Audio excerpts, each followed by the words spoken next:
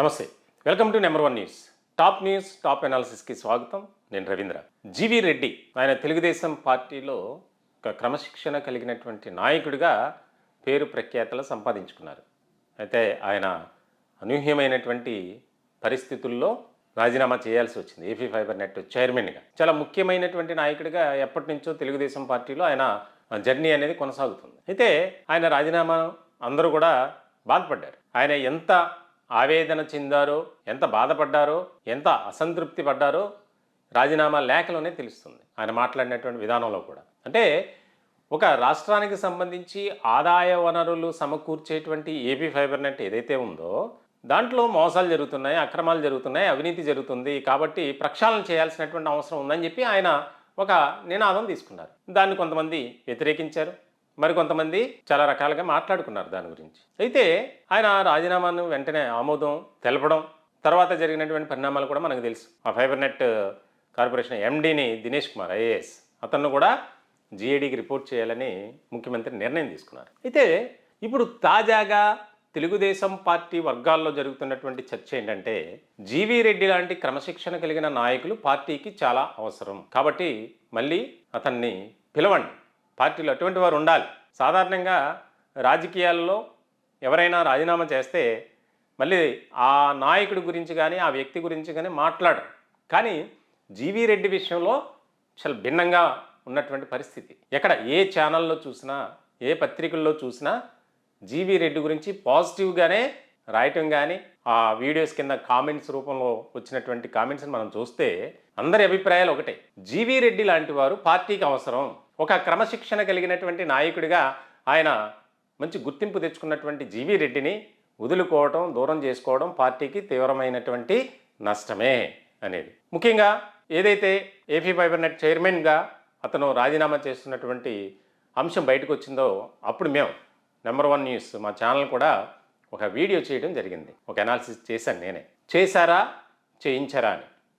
దానికి సంబంధించి మా యొక్క కార్యాలయానికి ఎన్నో కాల్స్ వచ్చాయి. అతను రాజీనామా అనేది వ్యక్తిగతం, కానీ పార్టీలో క్రమశిక్షణ కలిగినటువంటి నాయకుడిగా ఉన్నారు, ఆయన రాజీనామా బాధాకరమని ఆ కామెంట్స్లో కూడా నైస్ పర్సన్ అని చెప్పి దానికి సంబంధించి రకరకాల అభిప్రాయాలను వారు తెలియజేశారు. మనం చూస్తున్నాం. Very good person GV Reddy, very good person, బాధాకరం జీవీ రాజీనామా, చంద్రబాబుకు పక్కలో బల్యం, Lokesh at the rate of batch, nice person, ఇలా కొంతమంది తమ అభిప్రాయాలని కామెంట్ రూపంలో తెలియజేశారు. అలాగే కొంతమంది కాల్స్ కూడా చేసి చెప్పారు. అయితే తర్వాత జరిగినటువంటి పరిణామాలు, ఇప్పుడు పార్టీలో జరుగుతున్నటువంటి చర్చ చాలా కీలకమైనటువంటి దానిగా మారింది. ఏ ఛానల్లో అయినా జీవీ రెడ్డికి సంబంధించినటువంటి వీడియోస్ పెట్టినా, అతని గురించి చెప్పినా అందరి అభిప్రాయం ఒకటే, GV Reddy is a nice person, పార్టీకి అటువంటి వారు చాలా ముఖ్యమైనటువంటి వ్యక్తులు, కాబట్టి మళ్ళీ పిలవండి అని చెప్పి. ఇక్కడ కొన్ని ఛానల్స్లో వచ్చినటువంటి కామెంట్స్ కనుక మనం చూస్తే జీవీ రెడ్డి గారిని ఎలాగైనా ఒప్పించి టీడీపీలోకి తెచ్చుకోవడం మంచిదని ప్రజలందరూ భావిస్తున్నారు. జీవీ రెడ్డి గారిని సీఎం సిబిఎన్ గారు రీకాల్ చేయాలి, అది పార్టీకి చాలా మంచిది, జీవీ రెడ్డి పార్టీకి అవసరం, అటువంటి వ్యక్తి తిరిగి సిబిఎన్ పిలిపించుకోవాలి, జీవీఆర్ వంటి నాయకుడు పార్టీకి దొరకడం అరుదు, మరలా రీకాల్ చేయండి, వెయిటింగ్. జీవీ రెడ్డిని టీడీపీ అలాంటి నాయకులు వదులుకోవడం చాలా తప్పు, టీడీపీ చేసిన పొరపాటు, చాలా దురదృష్టకరం. జీవీ రెడ్డి గారిని మరలా తీసుకోవాలి. ఐఏఎస్లు కరెక్ట్గా పనిచేస్తే జీవీ రెడ్డి ఎందుకు అలా అంటారు? జీవీ రెడ్డి నిజాయితీపరుడు, ఆయన పార్టీలో ఉండాలి, లేకపోతే చాలా తీవ్ర పరిణామాలు ఎదుర్కోవాల్సి వస్తుంది. రాజద్రోహం అనే మాటకే ఐఏఎస్లో ఒకటైతే గత ప్రభుత్వంలో మోకాళ్ళపై నేల మీద కూర్చున్నప్పుడు ఏమైంది వాళ్ళ సంఘానికి? జీవీ రెడ్డి గారు లాంటి కమిట్మెంట్ ఉన్న కార్యకర్త టీడీపీలో కొనసాగాలి. చంద్రబాబు గారు జీవీ రెడ్డి గారి పార్టీ సభ్యత్వం రాజీనామాను ఆమోదించకూడదు.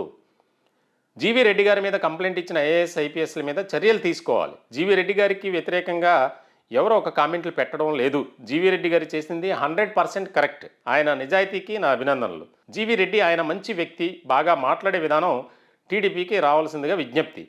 జీవీ రెడ్డి లాంటి తెలివైన వ్యక్తిని, నమ్మకంగా పనిచేసిన మనిషిని వదలటం టీడీపీకి మంచిది కాదు. ఇలా ఎక్కడ చూసినా ఆయన గురించి పాజిటివ్ మోడ్లోనే కామెంట్స్ వస్తున్నాయి. ఒక చర్చ జరుగుతుంది. దీంతో ఇప్పుడు ఒక క్వశ్చన్ మార్క్ విధంగా డైలమాలో పడిపోయిందంట హైకమాండ్.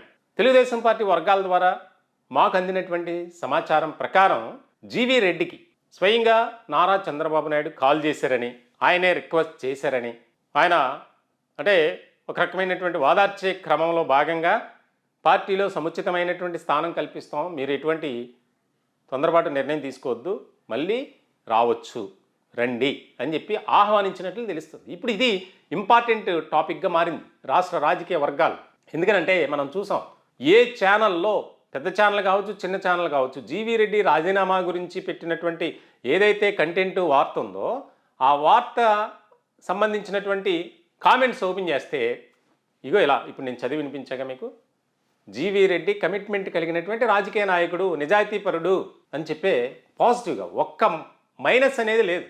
అంటే నెగిటివ్ కామెంట్ అనేది జీవీ రెడ్డి ఆయన మీద లేదు. అంటే సాధారణంగా రాజకీయాల్లో ఒక వ్యక్తి మీద ఇంత పాజిటివ్ కార్నర్ ఉండడం అనేది చాలా తక్కువ, మనం వేలల్లో లెక్క పెట్టవచ్చు, చాలా చాలా చాలా తక్కువ ఏ పార్టీలో అయినా సరే.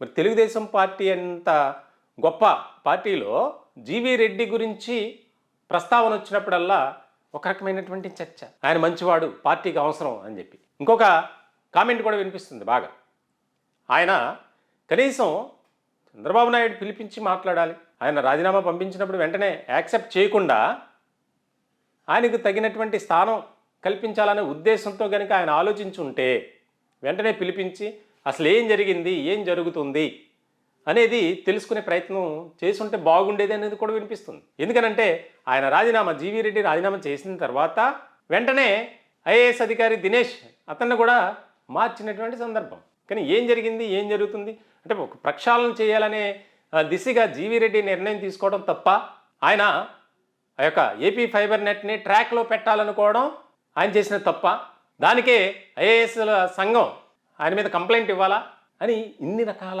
ప్రశ్నలు వినిపిస్తున్నాయి. మొత్తానికైతే త్వరలోనే ఒక కీలకమైనటువంటి పరిణామం చోటు చేసుకోబోతుంది తెలుగుదేశం పార్టీలో. ఇప్పటికే ఒక రకమైనటువంటి గందరగోళ పరిస్థితులు ఏర్పడ్డాయి ఒక జీవీ రెడ్డి రాజీనామాతో.